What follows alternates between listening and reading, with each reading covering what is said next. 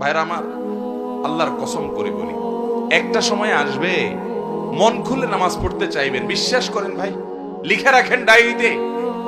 আপনাকে যদি আল্লাহ হায়াতে বাঁচিয়ে রাখেন, যুবক ভাইয়েরা, তরুণ ভাইয়েরা, একটা বয়স আসবে মনে চাইবে একটু রবকে মন খুলে সেজদা দেই, একটু লম্বা করে রুকু করি। পারবেন না, অসুস্থ হয়ে যাবেন, রোগবালায় ধরে ফেলবে। বাবারে, সে সময় আসবে না? বৃদ্ধ মুরব্বীদেরকে, চাচাদেরকে জিজ্ঞাসা করেন, চাইলেও ওযু ধরে রাখতে পারে না, নামাজ পড়তে পারে না, চাইলেও পারে না। একটা সময় আসবে চাইবেন, পারবেন না। নামাজটাকে সুন্দর করেন, সময় মতো পড়েন, অনেক রাকাত নামাজ পড়বেন, নফল নামাজ পড়বেন। এটার চাইতে উত্তম হলো ফরজটা পড়লেন, মূল সুন্নত গুলাই পড়লেন, কিন্তু ধীরস্থিরতার সাথে পড়লেন। 10 রাকাত তাড়াহুড়া করে পড়ার চাইতে 2 রাকাত আস্তে আস্তে পড়া অনেক বেশি। নামাজ সুন্দর করবেন তো ইনশাআল্লাহ। আজকে আপনাদেরকে একটা কথা বলে রাখি, আপনারা যখন মসজিদে যাবেন একটু খেয়াল করেন।